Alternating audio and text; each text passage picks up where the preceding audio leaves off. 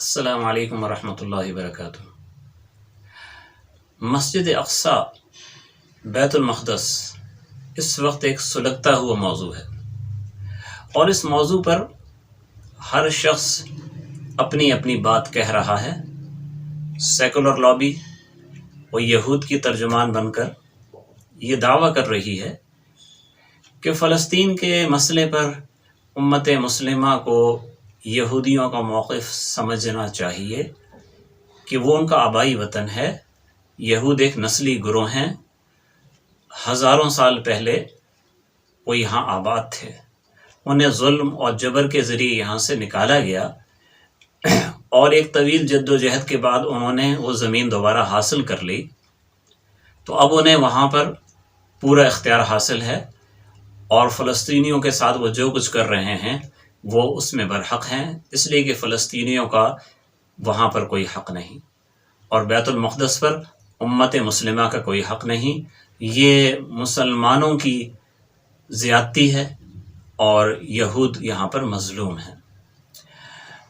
یہ ایک بیانیہ ہے جو چل رہا ہے۔ اس بیانیے میں کتنی حقیقت ہے؟ بنیادی پوائنٹ یہ ہے، کیا فلسطین، کیا مسجد اقصی، کیا وہ سرزمین وہ یہودیوں کی ہے؟ یہودیوں کا اپنے اس دعوے کے بارے میں جو لب لباب ہے، جو خلاصہ ہے، جو دلیل اصل ہے، وہ یہی ہے کہ یہ ہزاروں سال پہلے ہم یہاں پر آباد تھے۔ آئیے ہم ذرا اس پوائنٹ کو دیکھتے ہیں کہ تاریخ اس بارے میں کیا کہتی ہے۔ آخر میں آپ کو بتاؤں گا کہ قرآن اس بارے میں کیا کہتا ہے، جو ہمارا ایمان ہے۔ چونکہ وہ لوگ تاریخ سے مدد لیتے ہیں، اس لیے ہم بھی تاریخ سے متعلق بات کو ہم پہلے رکھیں گے تاکہ ان کا جواب ہو جائے۔ یہاں ایک زمانے میں حضرت یعقوب علیہ السلام، جن کا نام اسرائیل تھا، ان کے 12 بیٹے یہاں پر آباد ہوئے۔ چونکہ ان کا یہ علاقہ تھا فلسطین، لہٰذا وہ 12 بیٹے یہیں پہ تھے۔ انہی 12 بیٹوں کی اولاد بنی اسرائیل کہلاتی ہے، اور نسلی یہودی صرف وہ ہیں جو ان 12 بیٹوں کی اولاد میں سے ہیں۔ اب دنیا میں جہاں جہاں یہود پھیلے ہوئے ہیں، ان میں سے کتنے فیصد یہ ثابت کر سکتے ہیں کہ ہم ان 12 بیٹوں کی اولاد ہیں؟ یہ بہت مشکل ہے۔ اس کے مقابلے میں یہ بالکل ثابت ہے کہ جو یہود دنیا بھر سے لا کر وہاں پر جمع کیے گئے، ان کی اکثریت کا کبھی اس نسل کے ساتھ تعلق رہا ہی نہیں۔ وہ روس کے تھے، یوکرائن کے لوگ تھے، پولینڈ کے لوگ تھے، بحیرہ خزر، بحیرہ کیسپین کے آس پاس آباد اقوام تھیں جنہوں نے صدیوں پہلے یہودیت قبول کر لی، اور ان کے ذریعے یہودیوں کی تعداد بڑھی۔ دنیا میں اس وقت یہودیوں کی آبادی اکثریت ان نسلوں پر مبنی ہے کہ جو کہ بحیرہ کیسپین سے لے کے پولینڈ کے درمیان مختلف جگہوں پر آباد رہیں۔ انہی لوگوں کو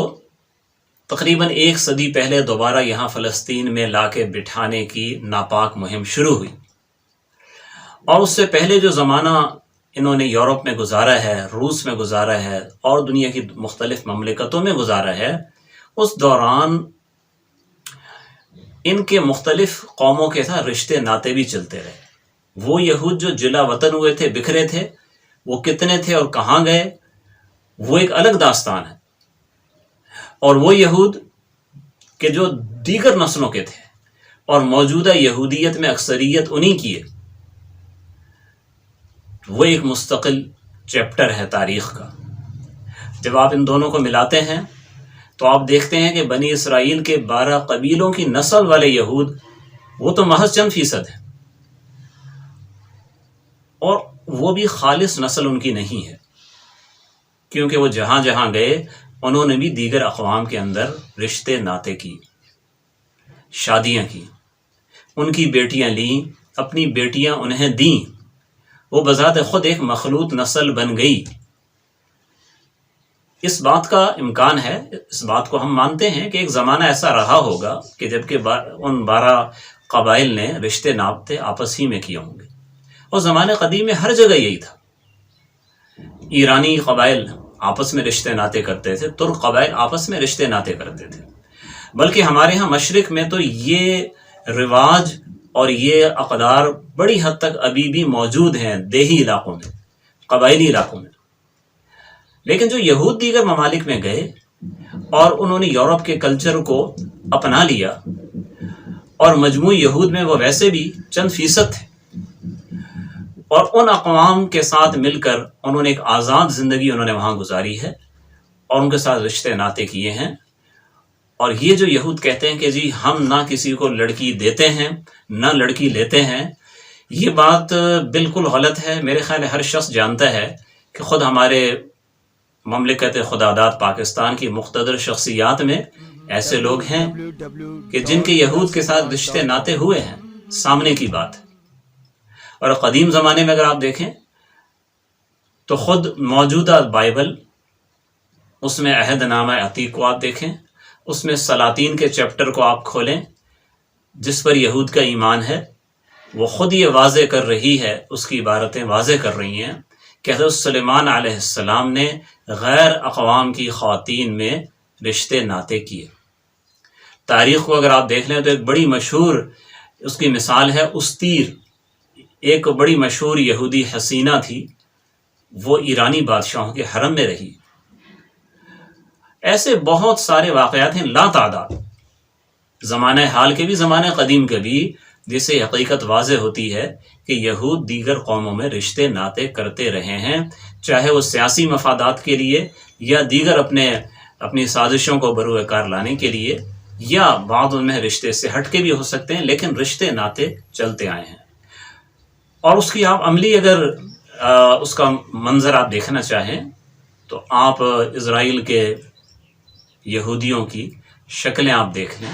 گوگل پہ سرچ کر لیں، انہیں مشہور شخصیات اگر آپ دیکھ لیں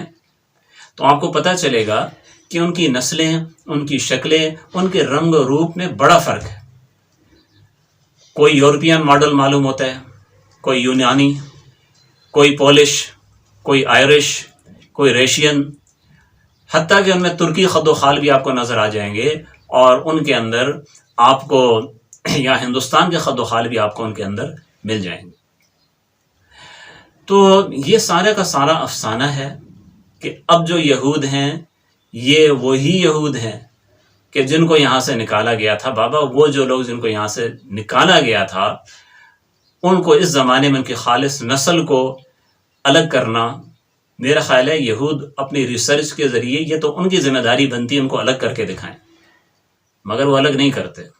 اور اس کی وجہ یہ ہے کہ اگر وہ ایسا کریں گے تو دودھ کا دودھ اور پانی کا پانی ہو جائے گا کہ چند افراد کے لیے، چند خاندانوں کے لیے آپ نے پوری دنیا کے امن اور سلامتی کو داؤ پر لگا دیا۔ یہ میں نے تاریخی لحاظ سے میں نے اس پر تھوڑی سی بات کی ہے، اور اب میں آتا ہوں قرآن پر، جو ہمارا ایمان ہے، جو ہر مومن کے لیے وہ اساس ہے۔ قرآن اس بارے میں کیا کہتا ہے؟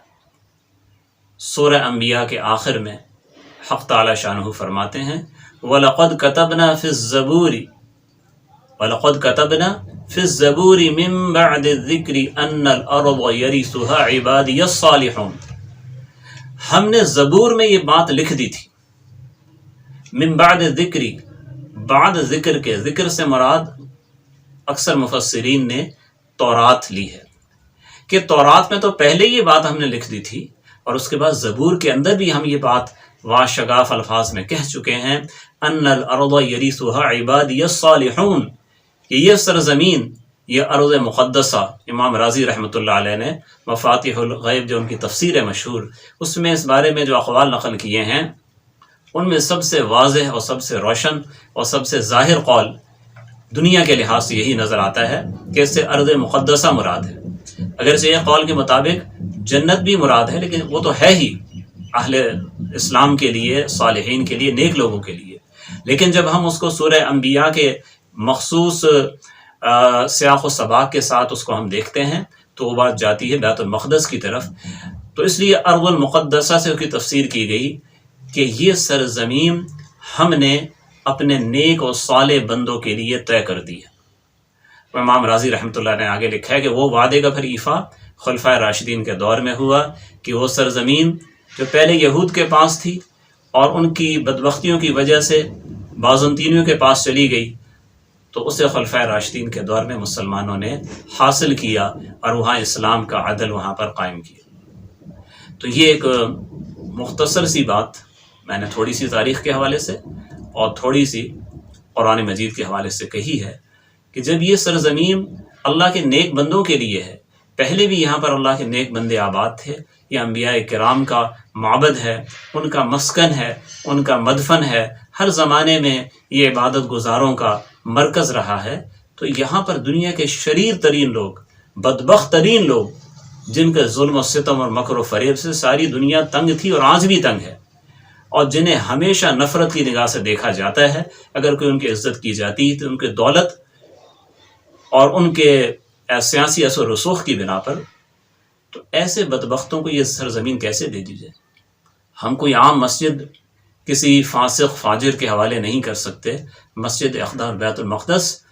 اسے یہود کے حوالے ہرگز نہیں کیا جا سکتا۔ سیکولر لابی اپنا جو بیانیہ ہے وہ اس کو اپنے پاس رکھے، ہم قرآن کے مطابق چلیں گے اور ہم صحیح اور سچے حقائق کے مطابق چلیں گے، اور انشاءاللہ اللہ نے چاہا تو حق کی فتح ہوگی اور باطل اپنی سارے مکر و فریب اور ساری سازشوں کے باوجود ناکام ہوگا۔ اللہ ہمارا حامی و ناصر